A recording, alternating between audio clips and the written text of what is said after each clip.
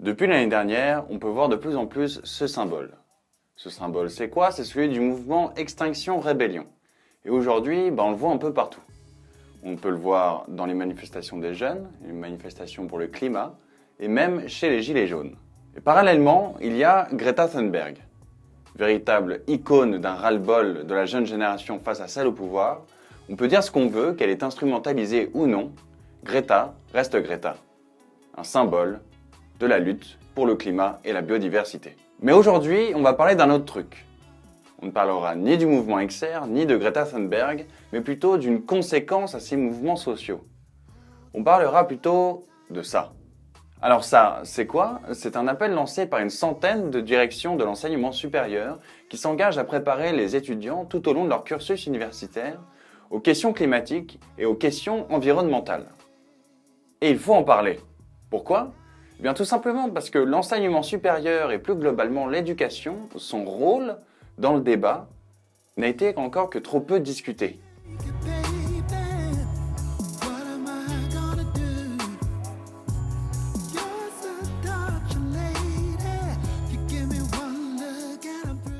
Alors avant de commencer, il est très important de comprendre les dessous de cet appel.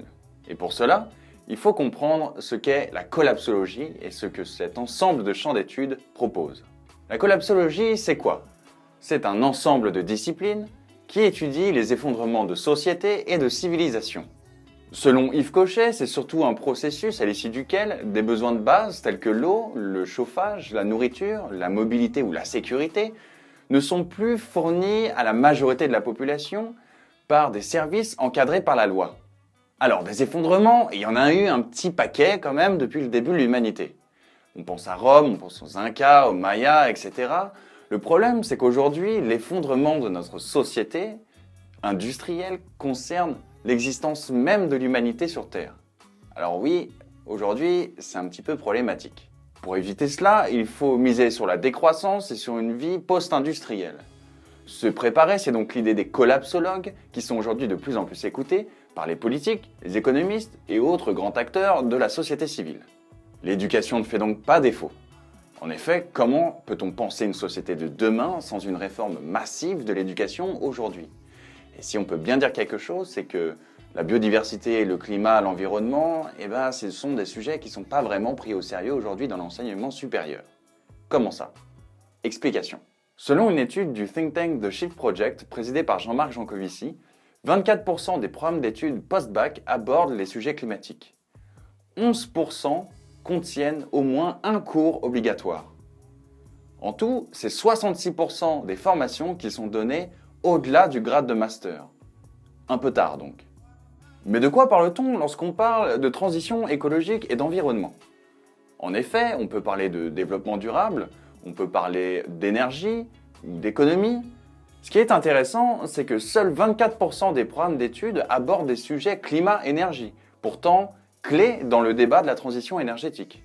Et encore, lorsqu'on dit 24%, c'est surtout les écoles d'ingénieurs qui remontent le niveau, avec 50% des programmes d'études destinés à des sujets climat-énergie.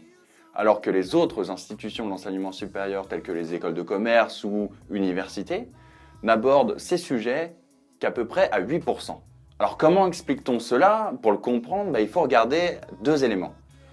Le premier, c'est un problème de formation. De formation de qui?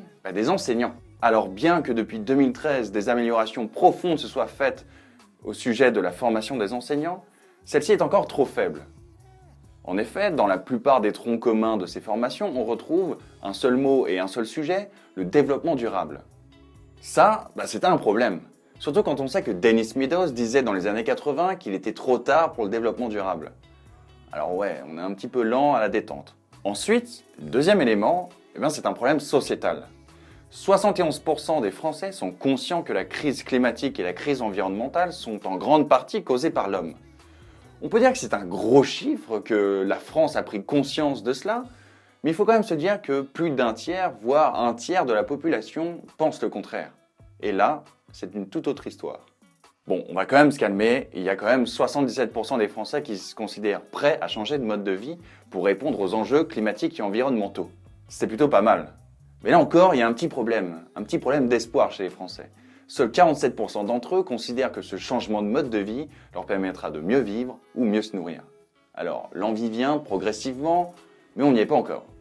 Alors, qu'est-ce qui va changer avec cet appel de l'enseignement supérieur ?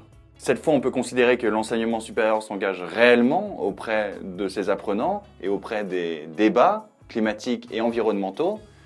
Ça passe par quoi ? Ça passe par des cours obligatoires, plus diversifiés et dans tous les domaines traitant de ces sujets-là, ces sujets d'environnement, de biodiversité et de climat.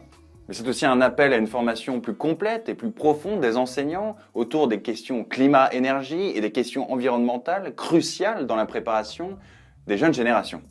Alors oui, ça ne reste qu'un appel et les résultats devraient montrer le bout de leur nez assez rapidement, mais pas encore.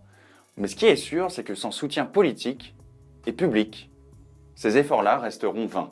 Alors, Green New Deal de l'éducation ou pas ? Des actions concrètes que l'enseignement supérieur pourrait mettre en place, il en existe beaucoup. Et dans cette nouvelle série, on a décidé de vous en montrer certaines. Du campus à la salle de classe, de la pédagogie à la politique, aujourd'hui, nous n'avons plus d'excuses.